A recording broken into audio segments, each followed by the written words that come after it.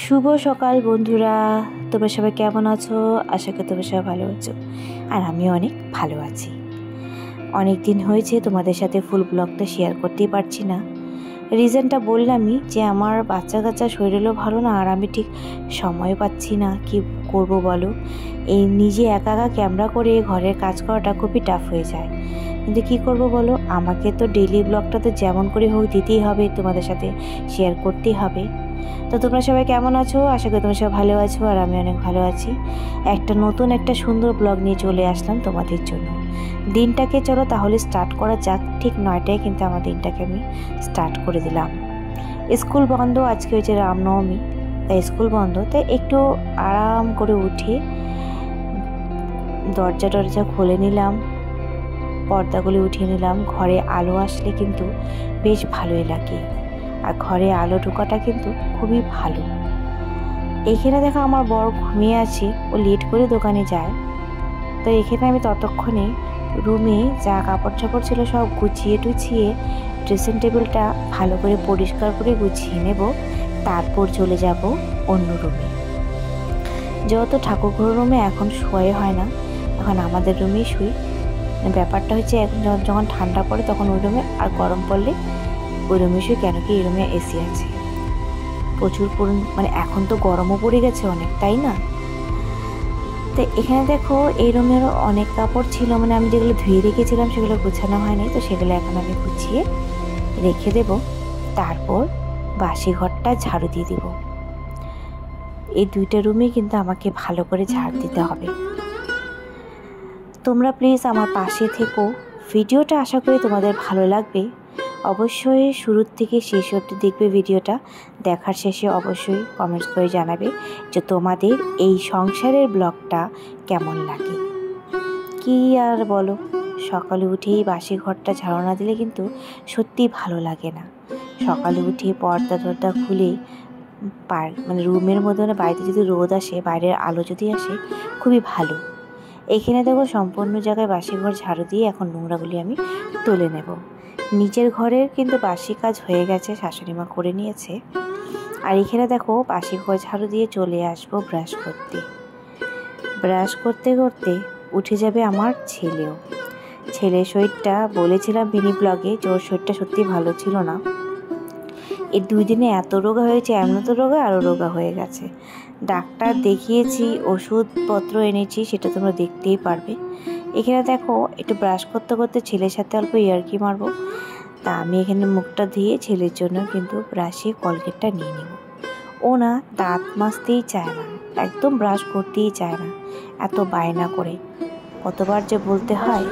এখন দেখো ওর চিৎটা।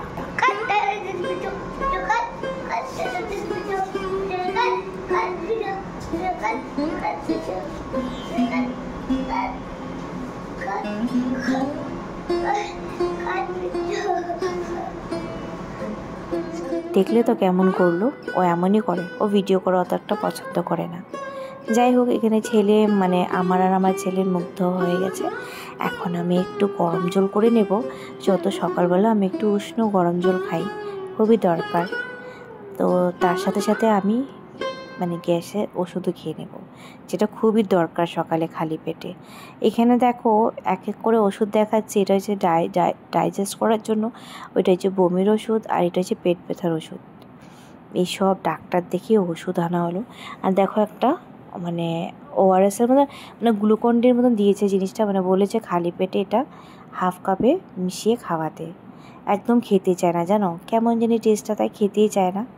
যাই হোক, এখানে ওকে মুখটা ধুয়ে এখন আমি ওকে ওই অরেঞ্জ জুসটা খাইয়ে দেব। এটা মানে ডাক্তারের স্যালাইনে কাজ করে আর শরীরটা যত ভালো না, এখন ঠিকই আছে, ভালো আছে তোমাদের আশীর্বাদে।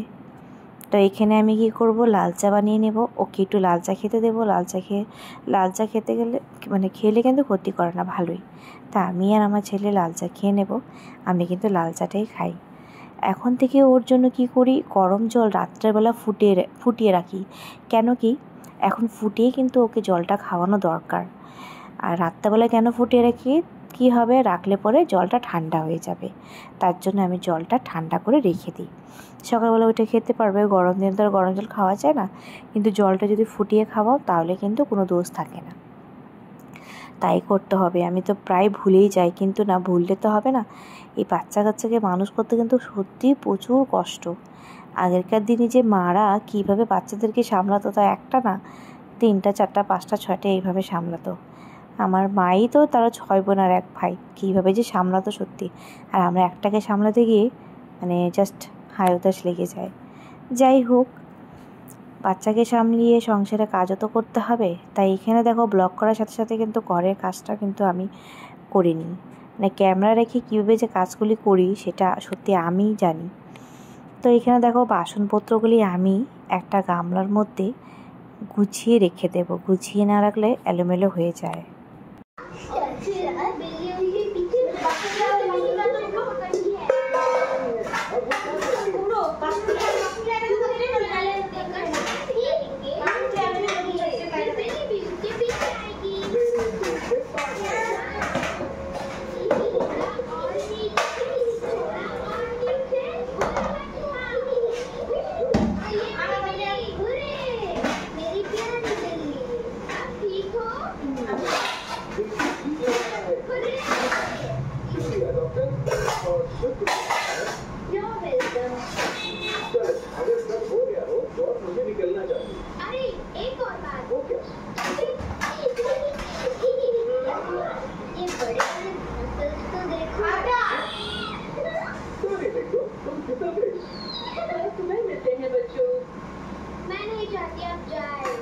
जानती हूँ बेटा, पर मम्मी को आज हर बेबी शॉवर में जाना है।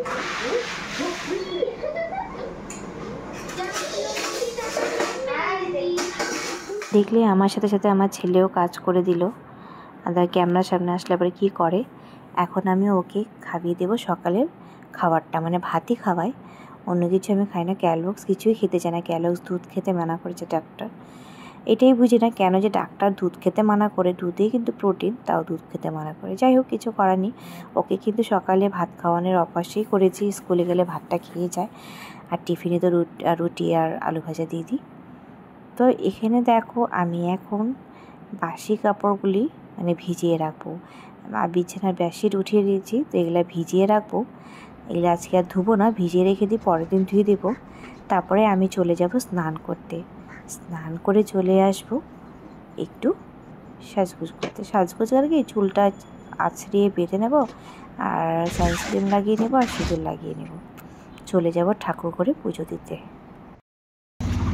স্নান টান করে পুজো দিয়ে লাঞ্চটা হয়তো শেয়ার করতে পারিনি। তো এখন আমরা যাচ্ছি রামনবমী দেখতে। আজকে হচ্ছে রামনবমী, আমরা এখন যাচ্ছি ওই রামনবমী দেখতে। এখানে খুব সুন্দর মিছিল হয়, খুব সুন্দর র্যালি বেরো হয়। অনেক আগে বেরোনো উচিত ছিল, বাট না, ভালো লাগছিল না, লাঞ্চ করে শুয়েছিলাম। তো এখন যাচ্ছি, চলো তোমাদের সাথে অবশ্যই শেয়ার করবো। দেখো আমার ছেলে, আমরা এখন যাচ্ছি, দেখি রোডে বলে পুরোপুরি ভিড়। ও শেষ হয়ে গেছে বলো না?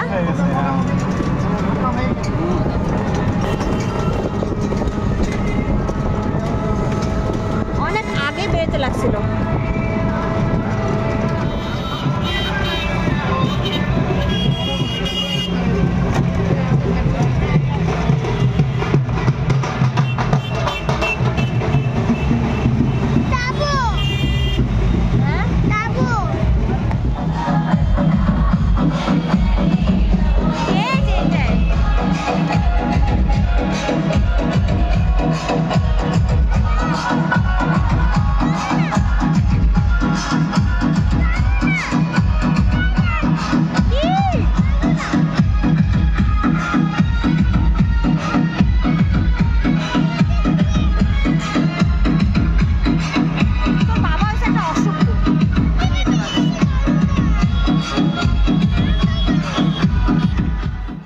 এটা এখন সন্ধ্যা, সন্ধ্যা না, রাত 8টা 8:30 বেজে গেছে।